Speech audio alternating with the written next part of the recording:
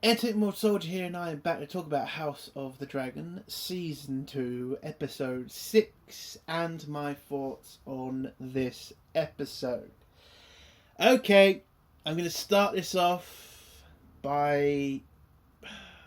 Listen, this is the worst episode I've seen of the season so far.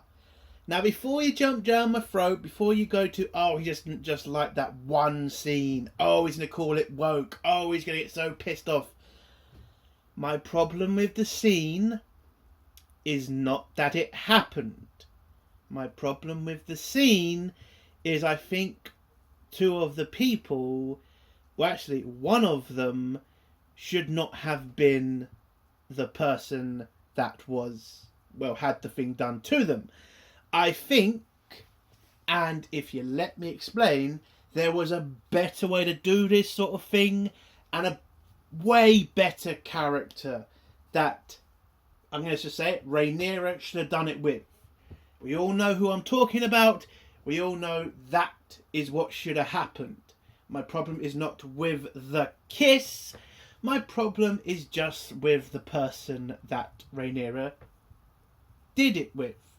Okay? Now, am I going to call this woke? No. I'm not going to call it woke, but I am going to call it shit. I feel that this character is being forced in, and it does feel like it's of an agenda-style story writing. Okay? I do not find the kiss terrible. Listen, hey, it's a great scene. I watched it twice.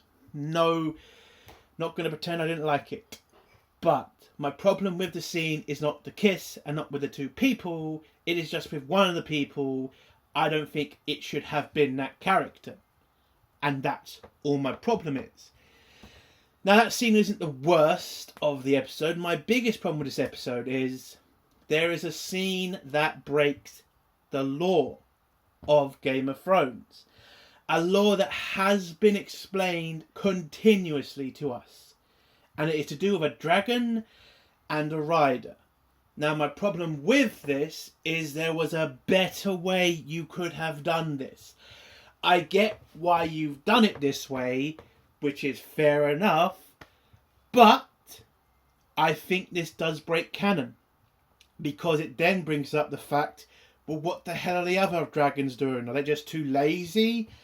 I'm not going to go into spoilers yet, but this does do damage to Game of Thrones lore. It does. And listen, I get it. I get what happened. I get why they needed to do it. I get what it's leading up to. The dragon seeds. I do get it. I just think this scene could have been done in a better way. Now, listen, there are a lot of things I'm not going to like about this episode, and I'll go into them, but I should talk about what I did like about this episode. Now, if you've watched my reviews for a bit, you know what character I'm enjoying, you know what storyline I'm enjoying. It's Daemon. His storyline is getting better and better. I loved what we got from Daemon. I love the fact we got to see a returning character. Not a big fan of the first scene between Daemon and his character. Kind of wish they did something different with it. I know it is different, but I kind of wish, I don't know, it was a kind of back and forth. That's what I kind of wish. If you watch the episode, you know what I mean.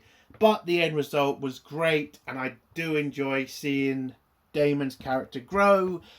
And I do enjoy finding out things about him and what he regrets and all that stuff, which is great.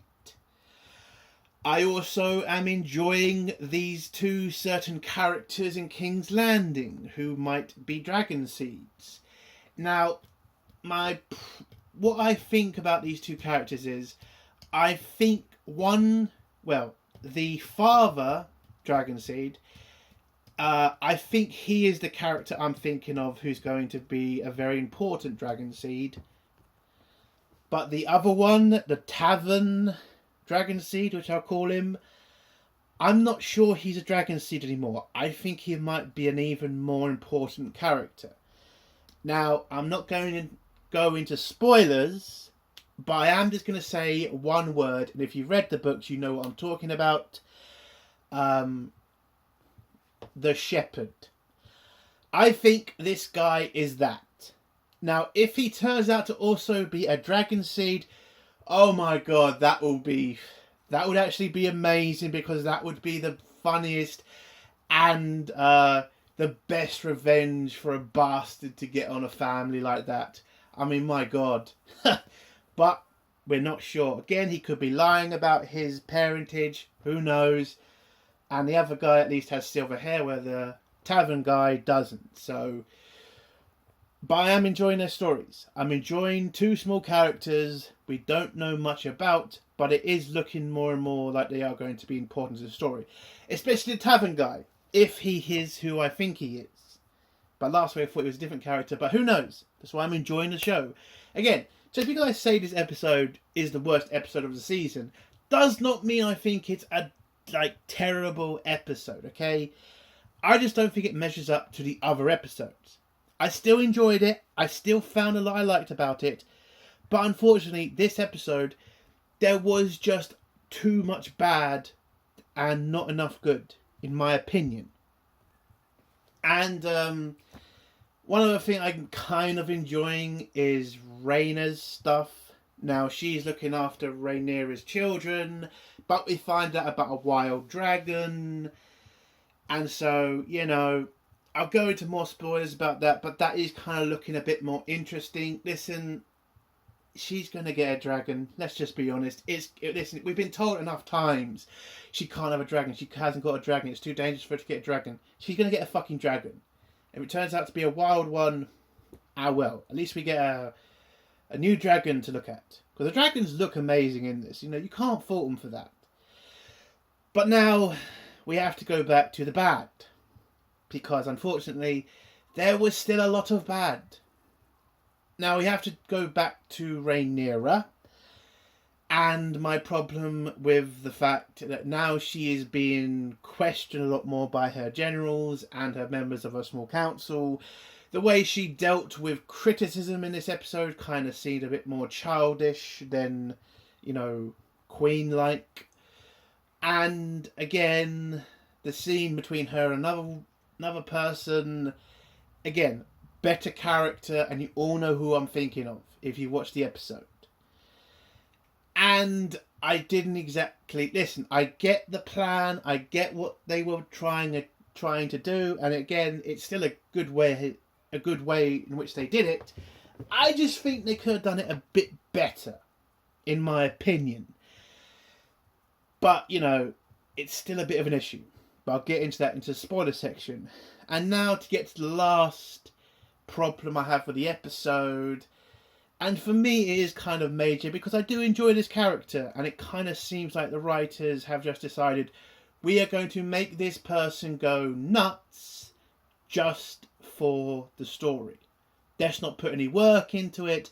This guy has not been acting like this for most of the fucking second part of the first season, or even the first part of the second season. But all of a sudden, this guy is turning into a fucking moron. And that is Aemond. The only good fucking smart green is now a fucking idiot. There's a scene in this episode, literally near the beginning, where Daemon tells somebody to do something complete and utterly stupid, and then tells his brother to do something even more stupid. And again, I get that part of it, because that needs to happen for the story, but telling him to do that when a certain person has a certain creature in that certain area, you might as well tell his soldiers to kill themselves. Seriously. And the way he acts as, you know, the king regent, it's just ridiculous. Insulting people, acting like he's better than everybody. Again, this is not the Aemond we've seen for half the fucking first season and a half the second season. He was a smarter character. Understood the rules, understood, you know, how to, you know, fight a battle, or at least plan to fight a battle. I mean, look how he, you know, won the only battle we've seen this fucking season. He did it great. It's just that Aegon came in and fucked it up. Now, I'm not going to say he was completely shit. I enjoyed the fucking scene between him and Aegon. I thought that was a pretty, powerful scene. And I enjoyed Aegon's scene with Larys, which was a really powerful scene between them. Amazing. I mean, this is the fucking first time we've ever seen Larys kind of really open up to somebody. Great fucking scene. But still, this time the problems outnumbered the positives. It just is how it is. So I want to give this episode out of 10. Now, just because it's the worst episode, in my opinion, doesn't mean it's a completely terrible episode. There's still good points. So, I'm going to give it a... No, I can't do that. The dragon stuff is kind of just too annoying for me. A 6.5 out of 10. That's as high as I can go. That dragon scene was just stupid, and again, could have been done in a better way. So, 6.5 out of 10. Let's get into spoilers now. If you don't want to hear spoilers, leave in 3, 2, 1. So, the episode starts off with Lannisters marching to the Golden Tooth, where the head Lannister talks to the guy in charge. I don't know his name. And, this guy comes out to inform him his men are ready to join him on their march to Harrenhal. Now, this guy thinks that his men are going to join up with the Lannisters and they're going to march on to Harrenhal, but Lannister says, no, we're going to wait here until Daemon or Aemond comes with Vhagar so that they can have dragon cover when they fight Daemon. So the guy's kind of taken back by this because it was an order for Aemond for the Lannisters to attack. But it looks like the Lannister has decided, I forgot his name, sorry, to, wait for backup. Which is actually a smart thing because this is Daemon and he has a literal fucking dragon. And when Aemond is then informed of the news, because next scene is us in his small council, he becomes a fucking child. And then just goes nuts and says, why is he demanding stuff of me? I am the king. He should do as he's told and just attack Harrenhal. Well, Aemond, he doesn't have a fucking dragon, and Daemon does. You might as well ask his soldiers to kill themselves, because that is what you'd be asking them to fucking do. And this is a problem for me in this episode. Aemond is not this stupid. He would know attacking Harrenhal would be a fucking disaster if he doesn't have a dragon with him. Because Aemond isn't exactly going to take fucking mercy on the fucking Lannisters, is he? Now, we also find out in this episode, the Greybeards get mentioned again, and if I'm right, there are 2 possible battles that could happen by the end of this season, which would be fucking fantastic, because Jesus Christ, we have been waiting for a good battle for too long now. But anyway, so Aemond just tells the Lannister brother to tell his brother to go off and actually take Harrenhal, which again just seems pointless because he's just not going to do it. But then gives his brother another task after that, which is he needs to go to the 3 cities, to the Triarchy, and try to form an alliance with them so that they can break Rhaenyra's blockade of King's Landing, because it is pretty much starting to work.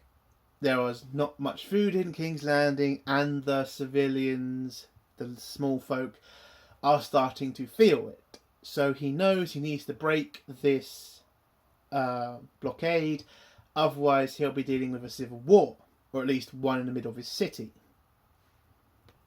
Now, the small council's not exactly thrilled about, making an alliance with the Triarchy, because Triarchy can't be trusted, which understandable, but they don't have any other choice right now. They've asked the Greyjoys for help, but the Greyjoys don't seem to be answering their ravens. Unfortunately, if you've read the books, there is a reason for this, and that is because of the Lannisters. But I don't know if we're going to get that part of the story in this season, but hopefully next season we'll see some Greyjoy action, which will be interesting. But anyway, Daemon demands it. Not Daemon, Aemond demands it, and then, so that's what's going to happen. They are going to do a deal with the Triarchy. Now that means by the end of this season, we may get a certain ship-to-ship battle, because in this episode as well, we do hear about a certain ship heading to Pentos. But we'll get to that when we get there. And the other topic about in the small council meeting is basically worrying about Daemon's moves in the Riverlands. So Aemond sends Sir Christian Cole to go over there and try to force the Riverlands back to his side. And this is pretty much all you see of Christian in this episode, other than him looking at Alicent again for a final time, I think, if I'm right where the story is. So yeah, that's pretty much what he does. Heads off with an army to try to get the Riverlands back into line. He's done it with the Crown Lands, I think, but he hasn't done it with the Riverlands yet. And that's what they need to secure King's Landing. Sorry. So when the meeting's done, Aemond decides to keep his mother behind to inform her that he is kicking her off the small council because he has had enough of her challenging him and pretty much just being a bother. When she kind of tries to inform him that she has done this for a long time and he needs to have somebody to challenge him, Aemond just decides, well, not just decides, but Aemond's had enough of this. He wants to get this war over and done with and to pretty much secure his title as king. At least I think that's what he's doing. So he gets rid of her, she gets pissed off, and yeah. Not exactly a smart time for Aemond to start kicking people off his small council, but you can understand it. We then go to Dragonstone, where we see Corlys, and he's just walking around the table for a little bit, where we then see he puts the pin of the hand of the Queen. Now I completely forgot, or I think they might have forgot to tell us. I might be missing something, but when did that happen? Again, this is why I'm annoyed about Corlys being out of the game for so long. You don't know what he's doing. You don't know what his place is in Rhaenyra's government or council. And now, again, we're nearly at the end of the season and all Corlys has done is just repair his ship. Just saying, I love the fucking character. I want to see more of him. And unfortunately, in this episode, we get a little bit more of him, but mainly because of two certain people who are going to become massively important later. Or at least one of them is. The one who gets the dragon. But anyway. So, Rhaenyra calls on her small council where she informs them of a plan that she came up with. Technically, Jacaerys came up with it, but she takes it as her plan. Now, we all know from last week, she decided with Jacaerys' help that they need to get new dragon riders so that they can have an overwhelming advantage over Aegon and Aemond's dragons. So she decides to pick one of her King's Guard because he has a bloodline connection to her family, which she thinks will be enough for him to tame a dragon. Now, if I had been this Queen's Guard, I would have said outright no, because Jesus Christ, how long ago was that fucking Targaryen ancestor? Your blood would be so thin, it would be pointless. Now, the guy obviously agrees because, again, this is in that sort of time period, being offered a dragon, and in this guy's own words, offered a god. That's a pretty big fucking deal. So he agrees and offers to do this for the Queen. The Queen accepts and they head off to go try to tame Sea Smoke. Which again, I see problems with, because technically isn't her rider still alive? And shouldn't a dragon already know that? Do dragons just forget about their riders if they don't travel to them for a bit? If that's true, what about Helena's dragon? She has a dragon. I don't think she goes sees her that much. So that's not my problem with the dragons right now. Again, I get why they didn't kill Lena, but, you know, might have made a little bit more sense to do that. But anyway, now we come to the best part of the episode, Daemon and him dealing with the spiritual shit, or the magic stuff, whatever you want to call it.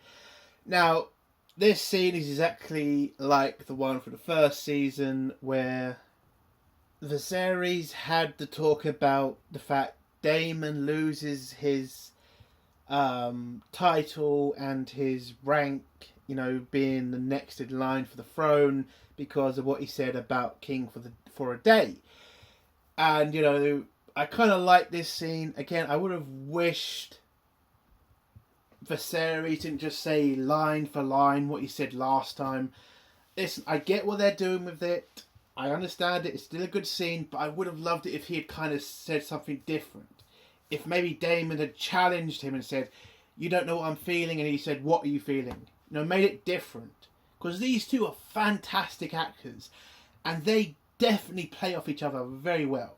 I would have loved to have seen that. Again, still think the scene's great, just would have preferred it if it kind of been more of a back and forth, and him asking more questions of his brother. That's what... Actually, both of them asking questions about each other. I would have loved that. You know, instead of Daemon just screaming at his brother, maybe have a conversation, like he should have done in the first season. But there you go. So, he has this scene when he's trying to get out of the room because the king sent him away. The door won't open. It turns out he's fallen asleep again, trying to open the door. Where you get Simon, who's trying to help him. And you got to kind of feel sorry for Simon, because he's dealing with a lot of shit, this guy. Because as soon as he helps him up, Daemon grabs a knife and tries to stab him in the mouth with it. And listen, you kind of get where Daemon's coming from. He's getting literally fucked up by whatever's happening to him in this castle from Rivers. I mean, let's be honest, it is her fucking with him. But what I kind of felt like in a couple of these scenes is I think Simon understands what Daemon's going through. Now, call me crazy, but I kind of think that's what's happening. I think he's gone through the exact same thing, and that's why he's not so panicked with Daemon going crazy. But that's just me. And anyway, Daemon just says fuck it and then tries to leave, where Alice Rivers tells him where you're going, or tells him not to go, and you shouldn't run away from your problems, which you always do. Where we find out more about Daemon, and, you know, the fact that he's still pissed off about Rhaenyra's, you know, ascension to the throne, how that she doesn't really want it, that he wants it. You know, Grayston reminds him, your brother also didn't want the crown either. Maybe the throne's not supposed to go to the people that want it, but the best people for the job. At least, I think that's what she was kind of saying. So Daemon's kind of given up. He's kind of been in the Riverlands for a long time and nothing's gotten better, and it won't get better if the old man or the old Tully doesn't die soon. But Alice pretty much tells him, just wait it out, and in a couple of days, things may change. So Daemon does. He waits and heads back in the castle. Now I'm going to get through Daemon's stuff here because it's just quicker if we do it then.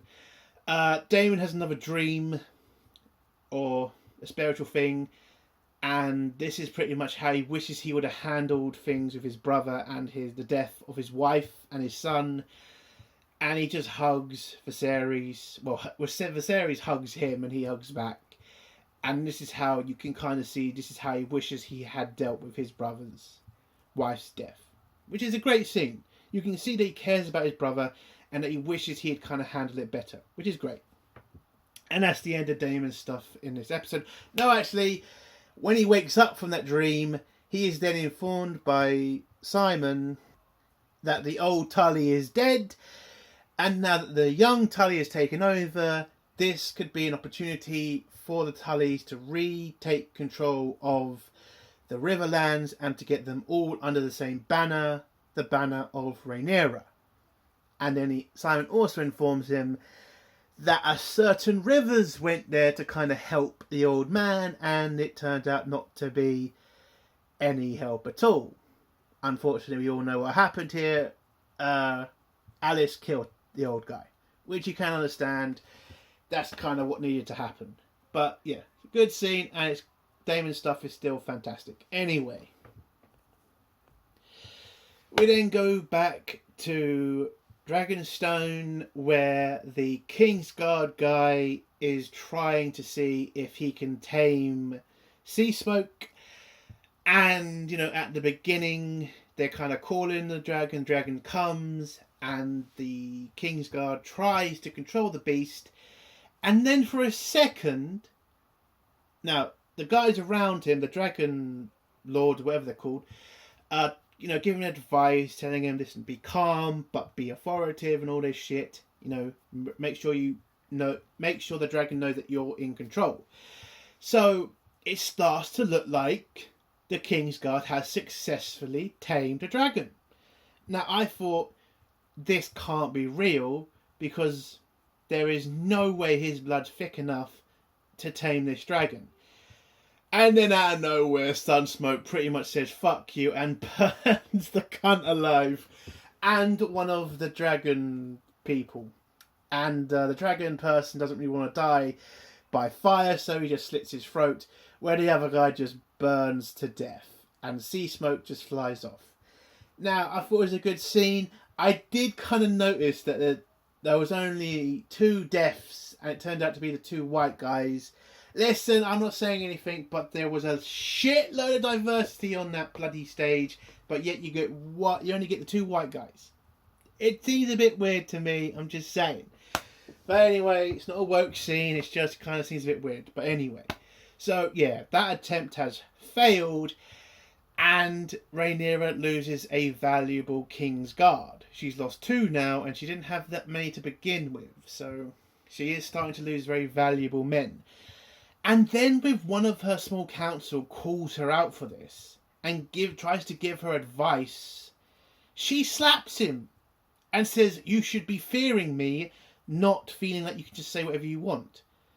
Love, the guy is literally giving you advice and telling you the facts. The fact is, you should never have put that guy in that position in the first place. You have lost a good Kingsguard.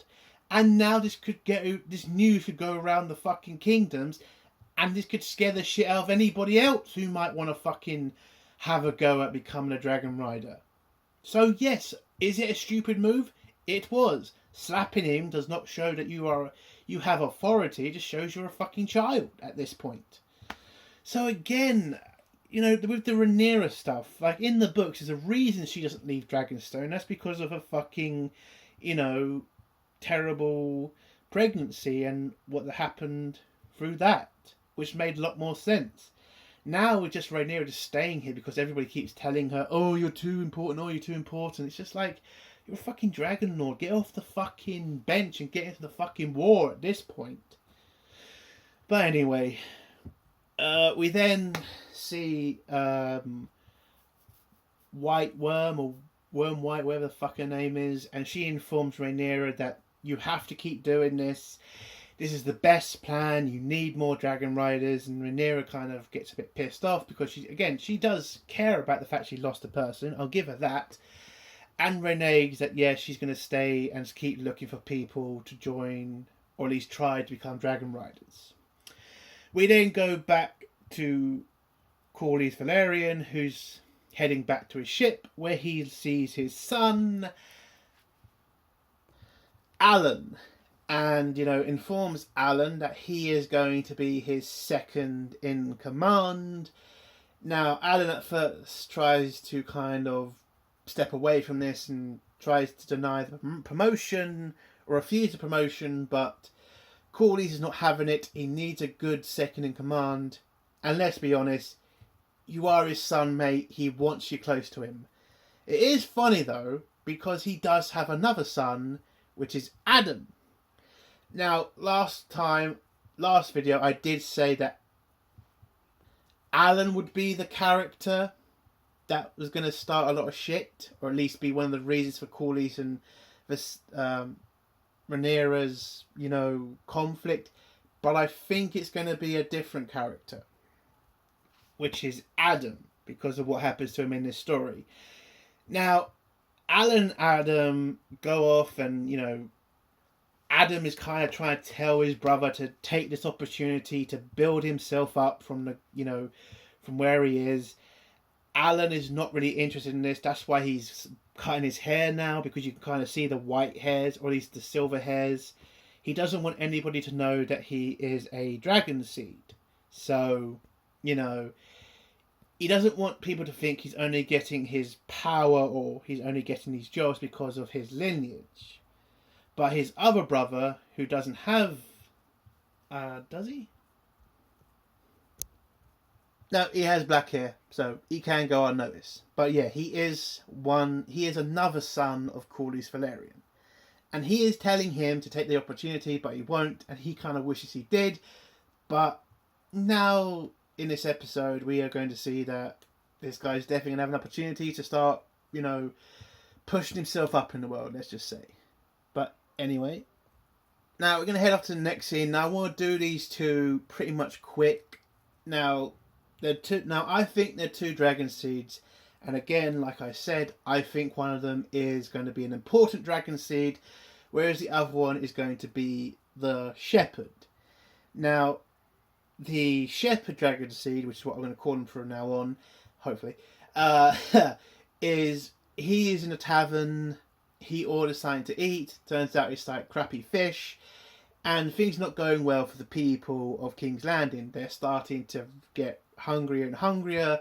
They can't find much food because of the blockade. And it's started to hit them. And there's one scene where Dragonseed Shepherd notices a bunch of sheep heading to the dragon pit, where he then starts chanting, or at least starts saying, why are the dragons more important than the people?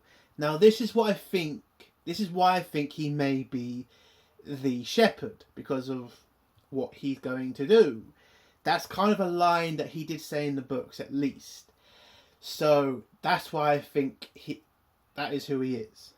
But for the majority of this period in King's Landing, the people are starving. You then see, which I think is the most important dragon seed, have a fight with one of the random people from the boats, because in this episode, the White Worm's plan to destabilize King's Landing is to send a bunch of boats filled with food and water, I think, and to destabilize the situation in King's Landing even more. Now, my problem with this plan isn't with giving the people food. It's just that maybe you should have sent bigger ships, and maybe you should have sent Rhaenyra's troops on them. Maybe having this be like the Greens destroying ships filled with food would have sent the people in a massive uproar. That's what I think they should have done. Again, you get the same result either way. I just think that one would have been a little bit better, to see how far the Greens will go. And this would have shown the Greens to be absolutely evil, because their people need food. And if they're destroying ships filled with food, then they're going to be pretty much fucked. But I also say, the fact the Green Guards didn't run down to those fucking rivers, or at least to sea to grab those fucking boats first, is fucking ridiculous to me as well. They should have ran down there and secured those fucking ships. Like, seriously. We then go back to the small council, Aemond's small council, where he is informed about the public and the fact that they're getting very restless. And this is again, we start to see Aemond acting like a complete dickhead. And he says he doesn't really care about the people, that they shouldn't be blaming him for the problem. Dude, you're the fucking king. Of course they're going to blame you. You're the reason for the blockade. You're the reason for the war. Yes, this is your fault. And him insulting people in his small councils, especially his masters of whisperers, Larys, I mean, for God's sake, this guy is literally one of your most important people, and you're going to insult him like a twat? That's just stupid. Aemond wouldn't do that. Again, listen, there's just nothing in his character that shows that. Yes, he insults his cousins, but there's kind of a reason for that. But the way he's been acting is just completely stupid. But then Laena tells Aemond he hasn't selected a hand yet, and he needs to do that to help him run the kingdom. And so Aemond says yes, and gives this responsibility to Laena. But then says, you're an idiot because I'm not picking you as the hand. I want you to go grab Otto Hightower and tell him to come back to King's Landing to be my hand. Could have done this in a better way. Didn't need to belittle Larys, who's literally only trying to help you. So we then go to Aemond, Aegon, who's lying in bed and still suffering, where Aemond comes in to pretty much tell his brother, yeah, you're going to keep your mouth shut about the fact I tried to kill you, right? And then starts to put pressure on his chest to make sure he feels the pain. And Aegon pretty much says he doesn't remember anything, now knowing that he is now no longer in charge of the green side. It's pretty much all in Aemond's hands now. And so that happens. He leaves the room and starts preparing for something. I don't know. But then we get the great scene between Aegon and Larys. Now, Larys stops Aemond from getting one of his treatments with the poppy stuff. I forgot what it's called. Milk of the poppy, that's it. Milk of the poppy, where Laenos tells Aegon about the fact you've lost the ability to run. Your leg is completely fucked. And you, from here on in, are going to be a cripple, unfortunately. And you get this really personal thing between him and Aegon about how when Laenos was born, his father thought somebody in the castle put a curse on him or on the family, and how he's treated in public and how people doubt him. It was an amazing scene between them, and I really liked it. And this is where you see them have a bond with each other, where Aegon asks for help, and Larys says yes, he's going to help him, which was a great scene. We then go to the next scene, which is, I would say, the dumbest scene of the episode, and it was Sea Smoke decides to go out looking for a fucking rider. And yes, this does break canon, because why the fuck don't all the fucking dragons then start doing that? And who do you think he picks? He picks Adam, one of Corley's sons. Listen, I'm not saying it's a terrible scene. Okay, it's an okay scene. I thought it was fine. My problem with it is the fact it does break canon, and it is pretty stupid when you could have had a different scene. Adam could have heard about Rhaenyra's plan for the dragon seeds, and then thought, well, I'm the son of a fucking Valyrian, maybe I could do it. And he sneaks into the dragon pit and finds Sea Smoke, and this is how he manages to become a dragon rider. That would have been great and better and not broken canon. But they decided to do this. And I thought, yeah, it was shit. And it was. I'm not saying it's terrible, but again, I just would have preferred that way instead of this way. And then we come to the final scene of the episode, which is which again, it's a dumb scene, but not for the reasons you think I'm going to say. So, Rhaenyra is having a little chat with the White Worm. The White Worm tells her of her past and how she used to get, raped by her father. And Rhaenyra feels sorry for her. She gives her a hug. And then things escalate to snogging. Now, is this a terrible scene because you've got two women kissing each other? Absolutely not. Fucking enjoyed it. Watched it twice. Not going to lie. Again, two very attractive women. What the fuck would I have a problem with that for? But my problem is, it shouldn't have been the White Worm. It should have been Alicent. If you're going to do that sort of scene, there is an opportunity that's going to be at the end of the season where you could have done this exact scene, or at least a scene like it, with Alicent and Rhaenyra, where it would have felt more important, where it would have felt like there was more stake to it. Not saying it's terrible. I'm just saying I don't think it should have been the White Worm. Again, no problem with the kissing, no problem with it being gay, just a problem with the character that was involved. That's it. And then Rhaenyra gets interrupted by one of the last King's Guard or Queen's Guard, where she is then informed about Sea Smoke and how Sea Smoke now suddenly has a rider. And so this kind of scares the crap out of Rhaenyra, because she did not, get a rider. So have the Greens somehow stolen Sea Smoke? So Rhaenyra then says, fuck it, this is too important. Losing the dragon to the Greens will pretty much guarantee she may lose the war. So she grabs her dragon and then tries to go find Sea Smoke. And that's how the episode ends, with Rhaenyra heading off to find the dragon. This episode, again, it's still a good episode. It's a 6.5 out of 10. Still great acting, still great CGI. But unfortunately, there's too many problems and not enough pluses. I'm sorry. The story's still good. I'm not saying it's terrible, but this, unfortunately, is the worst episode so far. And that's just my thoughts. And that's the end of my video. If you like this video, give it a like. If you dislike this video, give it a dislike. And if you like my content, do think about subscribing. And if you have a comment, leave it below and I will try to get back to it eventually. I'm a bit behind on 2 right now so far. But yeah, I will try to get back to it. Entertainment Soldier. Bye.